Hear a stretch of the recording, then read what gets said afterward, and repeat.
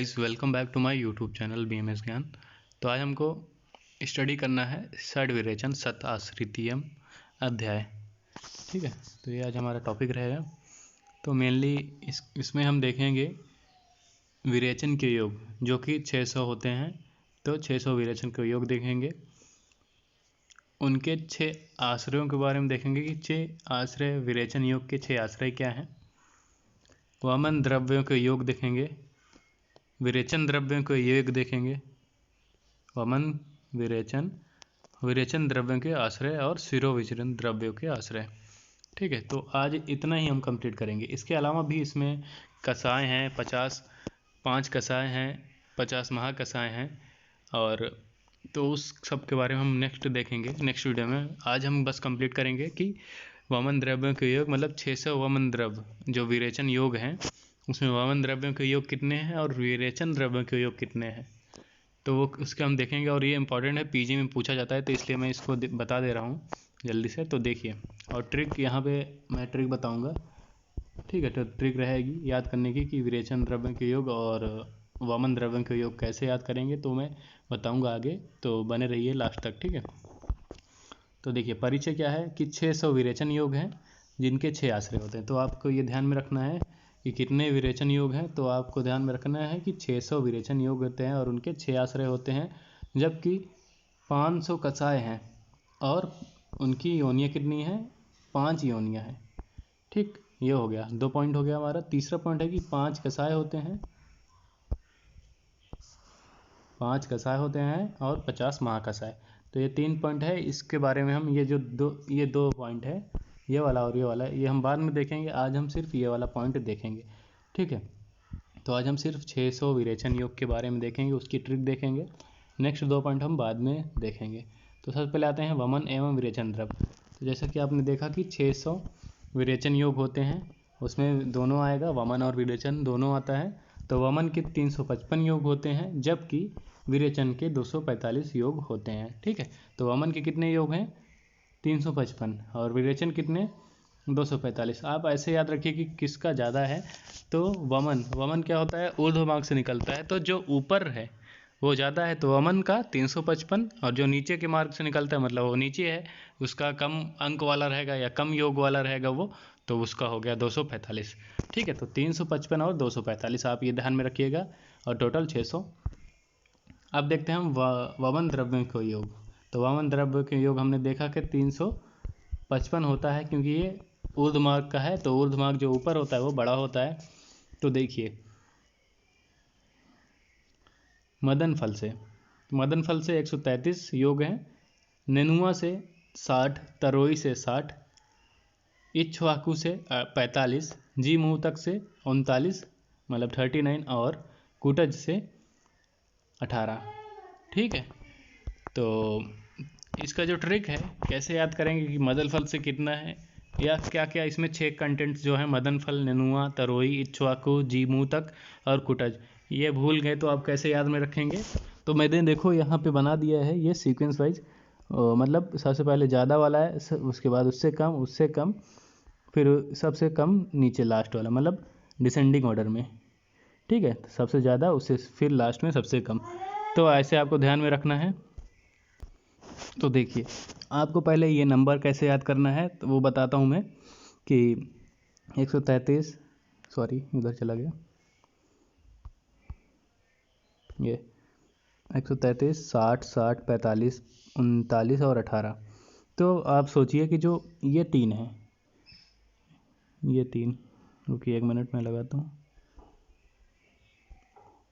ये 3 जो है वो एग्ज़ाम हो रहे हैं हमारे 150 नंबर का, और ये 3 जो है वो प्रैक्टिकल का है। ठीक है, ऐसे याद करिए कि ये 3 एग्ज़ाम के हैं, ऊपर वाले 3 प्रैक्टिकल के नंबर हैं। 50 नंबर का समझो प्रैक्टिकल है, और ये 150 नंबर का हमारा एग्ज़ाम का है।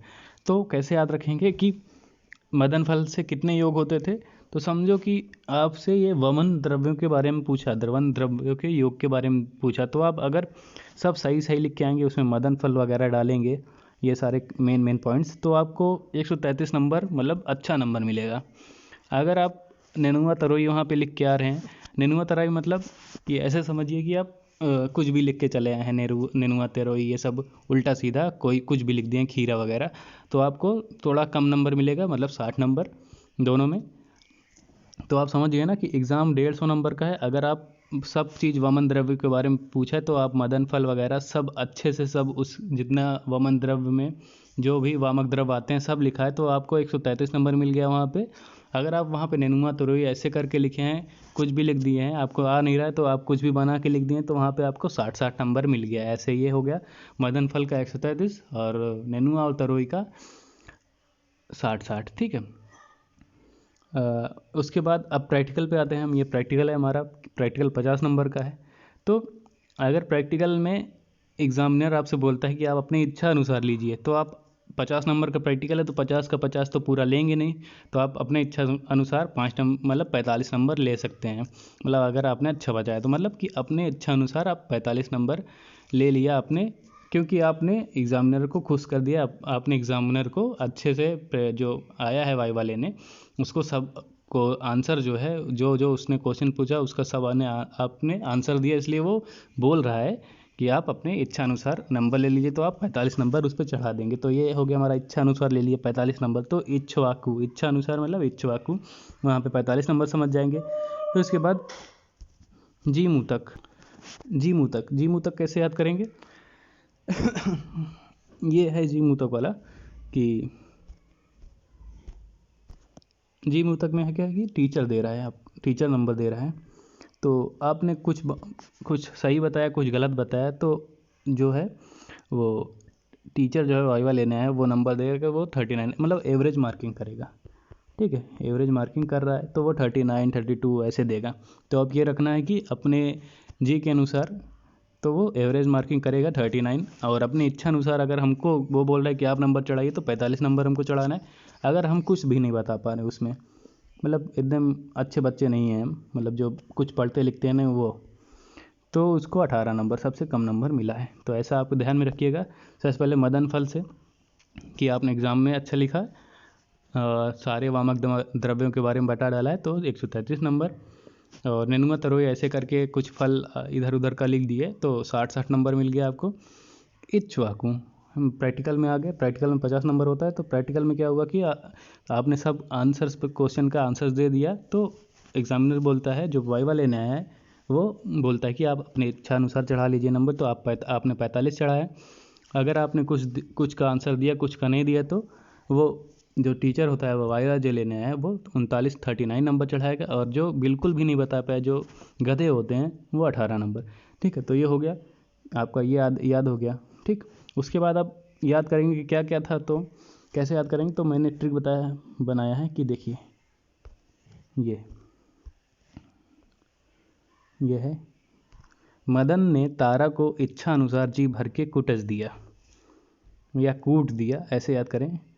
तो मदन ने, यहाँ पे जो मदन है वो है आपका मदन है मदन फन के लिए, ने है नेनुआ के लिए, तारा है तरोई के लिए, इच्छा है इच्छवाकु के लिए, जी है जी मुतक के लिए, कुटज है कुटज के लिए। तो क्या हो गया, मदन ने, ये याद कर लीजिए कि आप जो हो गया, आपकी बहन है या कोई भी है, तारा है, तो उससे लड़ाई हो गई, तो मदन और तारा की लड़ाई होती है, तो मदन ने क्या करता है कि मदन जो होता है वो तारा को अच्छी प्रकार से जी भर के कूट देता है। तो ये जो कोई दूसरा पर्सन बता रहा है कि मदन ने तारा को इच्छा अनुसार जी भर के कूट दिया। ठीक है, तो ये यहाँ पे जा हटा दीजिएगा, कूट दिया, तो आपको समझ में आएगा, ये याद हो जाएगा, ये छह चीज़।